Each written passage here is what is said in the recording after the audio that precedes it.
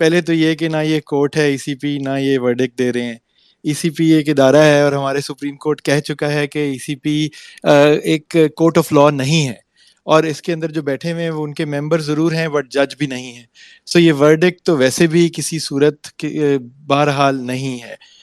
جہاں تک یہ بات انہوں نے کی اور پچھلے اسپیکرز نے بھی بات کی اور میں نے بھی اس کا ذکر کیا تھا کہ یہ ایک بڑی انہونی بات ہے کہ جو فیصلہ ہے، جو ڈیسیجن ہے ای سی پی کا، وہ ایک تو اتنی جلدی میں کیوں آیا ہے، اور اگر اسی طرح آنا تھا تو پھر 16 اکتوبر کے بائی الیکشن سے پہلے کیوں نہیں آیا؟ کیونکہ جب ایک طرف وہ رو رہے ہیں کہ بائی الیکشن کرانے پہ اتنے پیسے لگ رہے ہیں، آپ سلیکٹو سیٹس کے اوپر الیکشن کرا رہے ہیں اور آپ کو پتہ ہے اور آپ اپروو کر رہے ہیں کینڈیڈیچر اس شخص کا جس کے بارے میں آپ لگتا تو یہی ہے کہ 16 تاریخ سے پہلے فیصلہ کر چکے تھے کہ اس کا آؤٹ کم کیا ہونا ہے، تو وہ آپ نے پہلے کیوں نہیں اس کو کیا اور اس کی ٹائمنگ ایسی کیوں رکھی؟ چلیں، آپ نے جس وجہ سے بھی آج کا دن چوز کیا، شاید وہ فیٹف کے جو آج اچھی خبر آنی تھی اس کے ساتھ ٹائم کیا گیا، ہم اس کو بھی چلیں نظر انداز کرتے ہیں. لیکن یہ کیسے کہ آپ نے صرف اس کو ایک فیصلہ سنا کے اس کے آخری 2 پیجز کسی طریقے سے واٹس ایپ پہ یا کہیں ریلیز کر دیے اور باقی فیصلہ آپ چھپا کے بیٹھے ہیں، اور وہ آپ کہہ رہے ہیں کہ کسی کی بیماری کی وجہ سے ابھی تک پورا سائن بھی نہیں ہوا،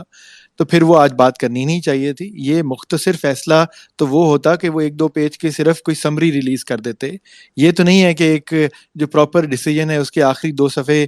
کٹے ہوئے وہ آپ پھیلا دیں پبلک میں ایک ڈیبیٹ کریٹ کرنے کے لیے. اور وہی چیز ہو رہی ہے، ہر کوئی اسپیکولیٹ کر رہا ہے کہ جس پہ کہ اگر ڈسکوالیفیکیشن ہے یا ڈی سیٹنگ ہے تو وہ کتنے عرصے کے لیے ہے، کس بنیاد پہ ہے، آگے کیا ہوگا. تو ایک بڑا اہم بات شروع میں حسن نے کی تھی اور علی نے کی، ابراہیم نے، کہ جی دیکھیں جو الیکشن ایکٹ ہے 2017 کا، اور وہ کوئی پی ٹی آئی تو نہیں لے کے آئی تھی، 2017 میں کسی اور کی حکومت تھی، اس کے اندر آرٹیکل 137(4) ہے، وہ ایک ٹائم لمٹ ڈٹرمن کرتا ہے. اس کے مطابق 120 دن کے اندر جو اسٹیٹمنٹ آف ایسٹ آپ جب جمع کراتے ہیں، اس کے 120 دن کے اندر کوئی کارروائی الیکشن کمیشن کر سکتا ہے.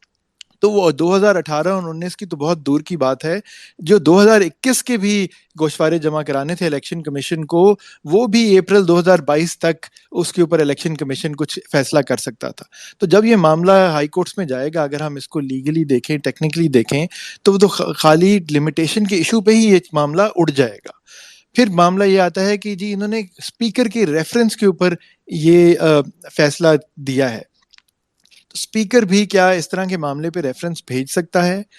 یا یہ چیز کسی عدالت کے تحت ہونی چاہیے تھی؟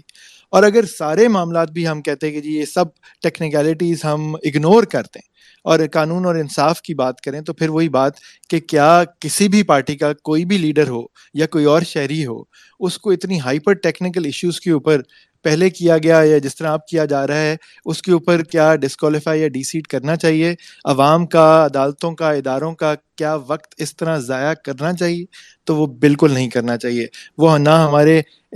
عوام کے ساتھ انصاف ہے، نہ ان لوگوں کے ساتھ انصاف ہے جن کو اس طرح نشانہ بنایا جاتا ہے. سو امید یہ ہے کہ جو بھی ہے، ایک تو ہم پوری طرح یہ فیصلہ جو کہ ورڈکٹ نہیں ہے، ایک ڈیسیجن ہے الیکشن کمیشن کا، ایک ادارے کا، عدالت کا نہیں، وہ ہم دیکھ سکیں گے، اس کا تجزیہ کر سکیں گے، اس پہ تنقید کر سکیں گے، اور انشاءاللہ پھر اس کو سکسیسفلی اپیل کر سکیں گے پاکستان کی اعلیٰ عدالتوں کے سامنے. تو سلمان، آپ کا، قانون دان کا بہت شکریہ کہ آپ نے یہ اسپیس آرگنائز کی، اور باقی سب دوست اسپیکرز کا جنہوں نے آج اپنے تاثرات کا خیال کیا اور ہم سب کے لیے مزید اس ایشو کے اوپر اویئرنیس کریٹ کی. Thank you.